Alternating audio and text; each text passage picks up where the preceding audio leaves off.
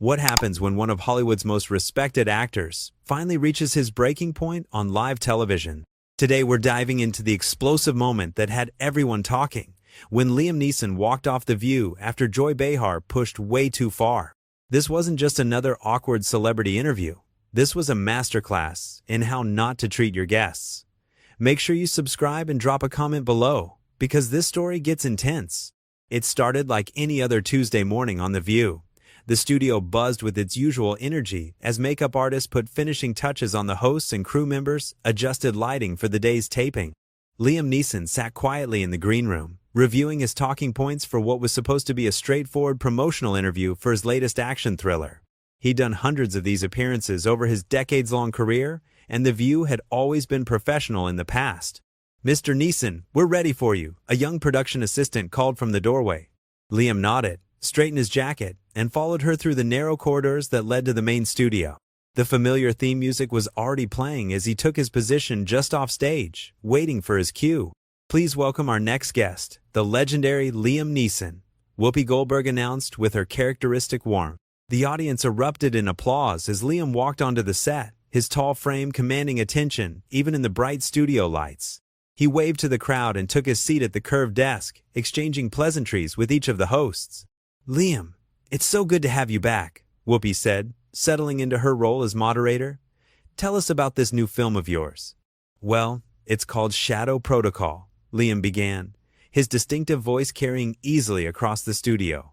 "I play a former intelligence operative who gets pulled back into the world he tried to leave behind when his daughter is kidnapped by a criminal organization he helped dismantle years earlier."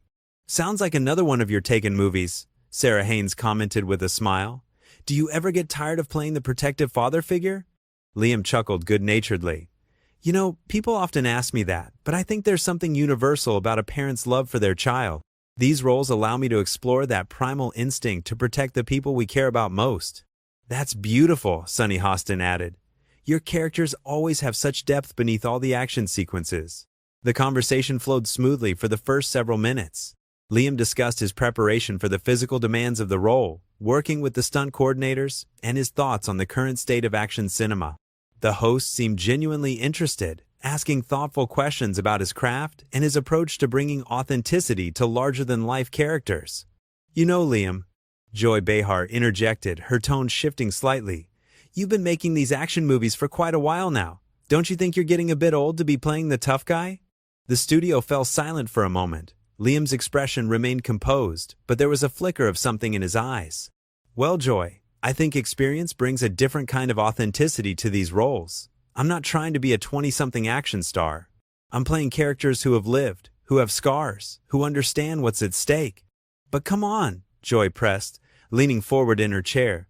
"You're 71 years old. Isn't it time to maybe try something different? Maybe a nice romantic comedy where you don't have to beat people up?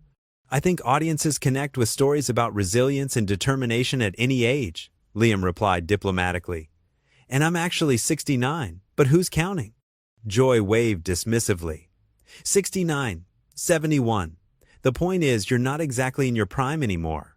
I mean, when I watch these movies, I keep thinking this guy should be in a retirement home, not jumping off buildings." The other hosts exchanged uncomfortable glances.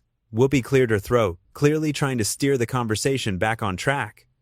"Liam, tell us about working with your co-star in this film." "Yes, Rebecca Martinez is phenomenal," Liam said, grateful for the redirect. "She brings such intelligence and strength to her role as an FBI agent, who becomes my character's unlikely ally. The dynamic between our characters really drives the emotional core of the story." "Speaking of emotional core," Joy interrupted again, "let's talk about your personal life. You've been a widower for 15 years now. Don't you think it's time to move on? Find someone new?" The temperature in the room seemed to drop several degrees. Liam's jaw tightened almost imperceptibly. "I prefer to keep my personal life private, Joy." "Oh, come on, you're a public figure." Joy shot back. "People are curious. You can't just shut down every time someone asks about your love life. Are you dating anyone? Are you even trying to date?" "As I said, I prefer to keep those matters private," Liam repeated, his voice maintaining its calm tone despite the obvious tension building beneath the surface. "You know what I think?" Joy continued. apparently oblivious to the warning signs that were becoming increasingly obvious to everyone else in the studio. I think you're stuck in the past. You're making these revenge fantasy movies because you can't deal with real life. It's like you're living in some kind of perpetual grief cycle. Sunny Hostin looked horrified. Joy, maybe we should... No, I think this is important. Joy bulldozed ahead. Here's a man who clearly has issues moving forward, and instead of dealing with them, he makes movie after movie about getting revenge on bad guys. It's like therapy through violence. Liam's hands remained folded in his lap, but his knuckles had gone white. I think you're making some rather significant assumptions about my psychological state based on the fictional characters I portray. Am I wrong, though? Joy challenged. I mean, let's be honest here. Your wife died in a tragic accident, and ever since then, you've been making these movies where you hunt down the people responsible for terrible things happening to families. That's not a coincidence. The silence that followed was deafening. Camera operators continued rolling, but every person in that studio knew they were witnessing something unprecedented. This wasn't just inappropriate anymore. It had crossed into cruel territory. Whoopi Goldberg finally found her voice. Joy, I think we need to respect our guests' privacy on certain matters. But Joy Behar was like a dog with a bone, completely ignoring the clear discomfort of everyone around her. Privacy? He's a movie star, Whoopi. He puts himself out there. And honestly, I think the public has a right to know if the actors they're supporting are dealing with unresolved trauma that might be influencing their career choices. Liam's voice, when he spoke, carried the controlled intensity that had made him famous in roles like Brian Mills. Miss Behar, with all due respect, you're not qualified to psychoanalyze me or anyone else on national television. I don't need to be a psychiatrist to see what's obvious. Joy retorted, her voice rising. You lost your wife in a skiing accident, and now you spend your time making movies about men who lose their families and go on killing sprees. It doesn't take a genius to connect those dots. Sarah Haynes looked like she wanted to crawl under the desk. Maybe we should talk about the technical aspects of the filmmaking process instead. No, I want to finish this thought, Joy said, holding up her hand to silence her co-host. Liam, don't you think your fans deserve to know that when they buy tickets to your movies, they're essentially paying to watch you work through your grief in the most violent way possible? The color had completely drained from Liam's face, but his voice remained steady. My personal experiences may inform my choices as an actor, but that's true for every performer. We draw from our lives to bring authenticity to our roles. But there's a difference between drawing from experience and being trapped by it. Joy pressed on relentlessly. When was the last time you took a role that didn't involve someone dying or being taken from you? When was the last time you played a character who was actually happy? I've done plenty of dramatic work that doesn't fit that description, Liam replied, though his patience was clearly wearing thin. Name one from the last 10 years. Joy challenged. Liam paused, and in that moment of silence, Joy pounced like a predator, sensing weakness.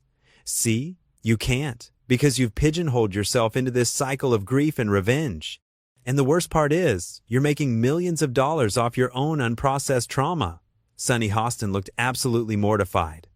Joy, this is really inappropriate. Is it, though? Joy turned to face the camera directly. Here we have a man who clearly hasn't dealt with his wife's death. And instead of getting proper help, he's channeling his pain into violent fantasies that he then sells to audiences worldwide. Don't you think that's worth discussing? Liam's hands slowly unclenched, and he placed them flat on the table in front of him. When he spoke, his voice carried a dangerous quiet that made everyone in the studio lean in despite themselves. My wife's name was Natasha Richardson. She was a brilliant actress, a devoted mother, and the love of my life. Her death was a tragedy that changed me forever. And yes, it influences my work because it influences who I am as a human being. Thank you, Joy said, as if she'd scored some kind of victory. That's all I was asking for. A little honesty about how your personal trauma shapes your professional choices. I wasn't finished, Liam said, and something in his tone made Joy's triumphant expression falter slightly. What you're doing right now, what you've been doing for the past 10 minutes, is using my grief as entertainment for your audience. You're treating the most painful experience of my life like it's a parlor game, something to be dissected and analyzed for ratings. Joy's defiance returned quickly. I'm asking legitimate questions about how personal experience influences artistic choices. This is what good interviewers do. Good interviewers show respect for their guests. Liam replied. They don't weaponize tragedy for shock value. Oh please, Joy scoffed. You're being way too sensitive. This is The View, not some puff-piece entertainment show. We ask tough questions here. There's a difference between tough questions and cruel ones, Liam said, his voice beginning to rise for the first time. You're not interested in my artistic process or my career. You're interested in watching me squirm while you poke at old wounds. Whoopi tried once more to intervene. Let's take a breath here and maybe move on to discussing the action sequences in the new film. But Joy was completely committed to her destructive path. I think what's really happening here is that Liam can't handle being called out on his pattern of behavior.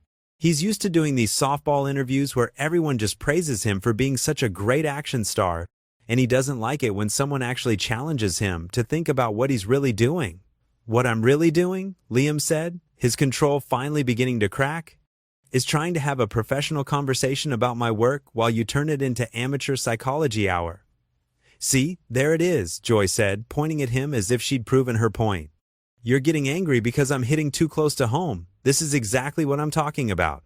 You can't separate your personal feelings from your professional choices, and that's exactly the problem. The audience had gone completely silent. Even the camera operators seemed frozen in place, unsure whether they should keep rolling or stop the carnage that was unfolding before them. This wasn't television anymore. It was a public execution disguised as an interview. You know what the real problem is, Joy? Liam asked, his voice dropping to that familiar dangerous whisper that audiences knew meant trouble was coming. The real problem is that you think being deliberately hurtful makes you an insightful interviewer. You think cruelty is the same thing as courage. I think honesty is important, Joy shot back. And I think celebrities who make millions of dollars off their personal trauma should be prepared to discuss it honestly when they come on talk shows to promote their work. And I think talk show hosts who use their platform to humiliate their guests should find a different line of work, Liam replied, his Irish accent becoming more pronounced as his anger built. The tension in the studio was now so thick it was almost suffocating. Every person present knew they were watching something that would be talked about for years to come, but nobody seemed to know how to stop it from spiraling completely out of control. Joy Behar leaned back in her chair with a satisfied smirk, completely oblivious to the fact that she had just crossed every possible line of decency. Look, Liam, I'm not trying to be mean here. I'm just doing my job as a journalist.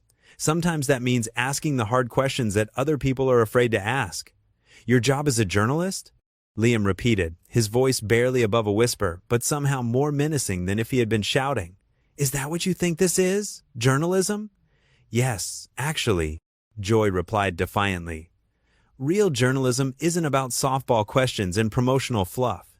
It's about getting to the truth, even when that truth makes people uncomfortable. Sarah Haynes made one last desperate attempt to salvage the situation. Maybe we could talk about your upcoming projects instead. But Joy wasn't finished with her assault. No, Sarah, I think this is important. We have a responsibility to our viewers to ask meaningful questions.